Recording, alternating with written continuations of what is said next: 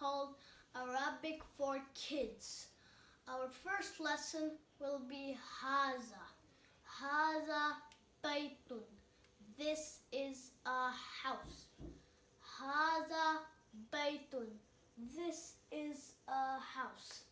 One more time. Haza Baytun. This is a house. Haza, this, Baytun, house. Let's move on. Haza Masjidun. This is a mosque. Haza Masjidun. This is a mosque. One more time. Haza Masjidun. This is a mosque. Haza, this, Masjidun, mosque.